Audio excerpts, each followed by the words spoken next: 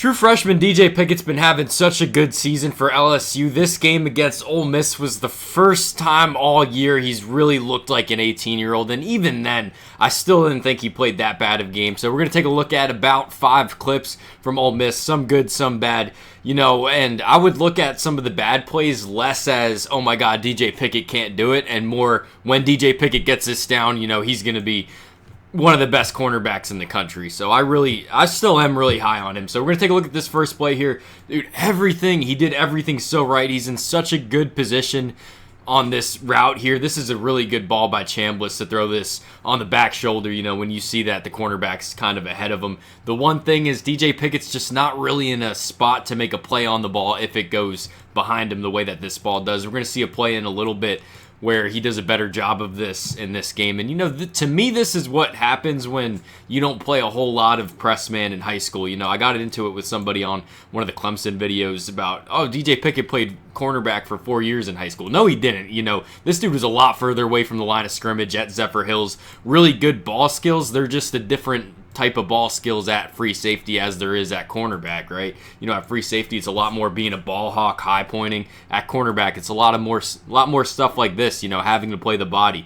And we're going to see him do a better job of this in a little bit, but this was the first time, this route right here is the first time all season I can really remember saying, damn, DJ Pickett got beat on that one. But he was in the right spot for 80% of the route. But playing Lane Kiffin, playing in the SEC, you got to be on top, 100%, at least 95. Just gave it up at the end. Here's another one. This is a big third down.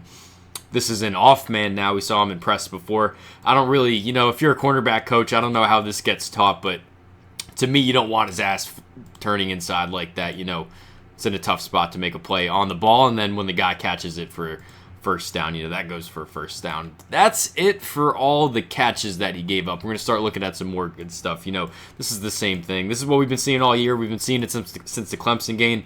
We've been seeing it since, just in the back pocket all the time. Man, like the press technique is very impressive. Just how efficient, how patient he is with the footwork here. Doesn't get rattled. This is also coming off the heels when he's given up 2 passes. The one on third down. This is after that. Doesn't let it get in his head. He's just playing good football. I think we saw that for the most part this past week with DJ Pickett against Ole Miss. I really don't think he played a bad game. Just not as good as he's been. Not as dominant as he's been. Here it is again. Not only patience right here, but then that stop-start ability to run the route for him. I almost thought DJ Pickett was running a route here the way that he just sat on this hitch. That's a very tough play to just be all over like that when this dude's going full speed down the field. Just to stop like that, really nice play by DJ Pickett on this one.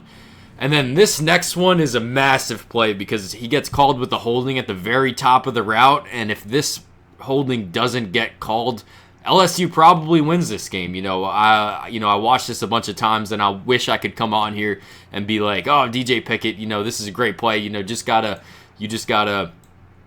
let the players play. This isn't a hold." I do think he did hold at the top of this route, but I will tell you, we're gonna take a look at a side by side with the other one. He does a better job getting himself in a spot to make a play on this ball. I think even if he didn't throw this guy right here, he's in a spot to maybe not intercept it, but get a hand on this ball, and this goes for an incomplete pass here. But, yeah, you guys tell me if you want to say this isn't a holding, by all means, it's your God-given right to bitch about pass interference calls, but to me that's a PI. But, we'll get better at that going forward, and I'll tell you, I think DJ Pickett got better throughout the course of the Ole Miss game. So this one at the top is that last hold call that we just watched, the pick six that got called back, and then this bottom one was that first play where we said he was in bad positioning.